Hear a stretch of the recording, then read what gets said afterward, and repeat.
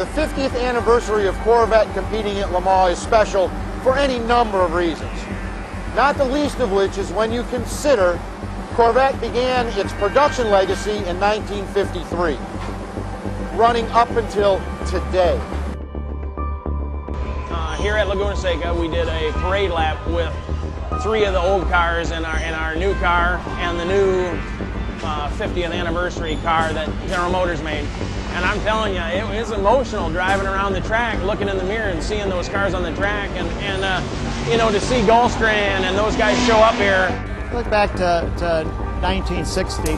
The car that was on the racetrack had a tremendous amount of production content, so it was a great opportunity for Corvette to demonstrate to the world what the car could accomplish. And those same principles are alive today. If you look at our GT2 car, a high amount of production content. It's a great opportunity for us to take our iconic Halo vehicle on a global stage and demonstrate to the world what a great product it truly is.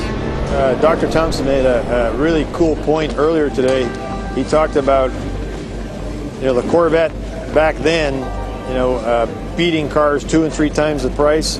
And when I got in this car yesterday and fired it up, the 2 things that struck me was, number one, the similarity is it's still got the great V8 sound, and 50 years later, you know, we're still beating cars that are, you know, outperforming cars that are 2 and 3 times the price. So that's a cool part of it. That's a lot of fun. Oh yeah, yeah. Corvette was then and still is America's sports car. And how do you feel looking at these guys and the record that they've achieved since the Corvette went back to Le Mans a few years ago? Well, it satisfies your life. You know, here you've spent all this time running around trying to make something happen, and these guys have done it. And so it validates your childhood, is what it really does. You know, here all this stuff we've done, and these guys have made it happen. And you can't imagine how incredibly proud I am of the car and the guys in the mark today. You know, looking what the Corvette is. You can't imagine that old plastic pachyderm with a 6-cylinder flush-o-matic, whatever, you know, in 53 to have to come to this. And nobody ever backed down. The tenacity and the experience, you know, and the talent that went into this. It's just, it's mind-boggling. It's really exciting. This morning, got to the racetrack, Laguna Seca, beautiful place. A little chilly.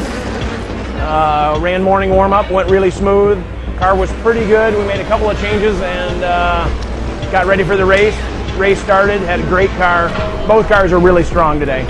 We ended up 6th, not the end of the world. Our car's in pretty good shape for Le Mans, and we'll be loaded up next Thursday and on our way across to the pond. Competing at the 24 Hours of Le Mans is the cornerstone of our race program. That is the holy grail of road racing. It's an honor to compete there.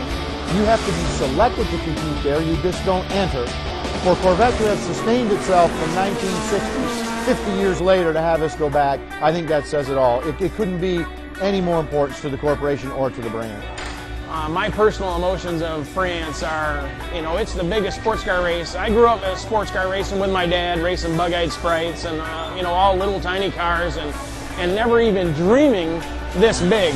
It's so hard to get there, and then to get a chance to win it, you just can't make that stuff up. I mean, it takes everything you have, and when you get it, it's unbelievable.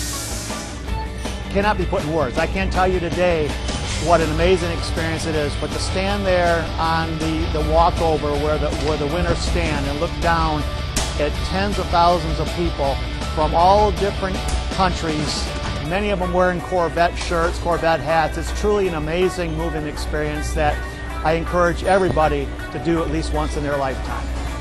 Any event leading up to this is getting ready for Le Mans.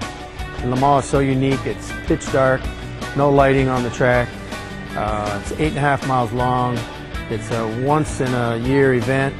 You never know if you're going to go back the next year. It's just it's a big opportunity, and you got to be at your best all the time, every minute of the race. The absolute awe of the place. You know, the Mulsanne straight, the history, you know, even in 2000, the kind of speeds we were doing with the Corvette then, the C5, was awfully impressive. But it was a place where you certainly gave it a lot of respect. Every day I ride into that racetrack, I make that right-hand turn and the little left into the racetrack, and you see those big red spires at the entryway. I still get goosebumps, and I've done it 1,000 times. There's no place on earth like Le Mans.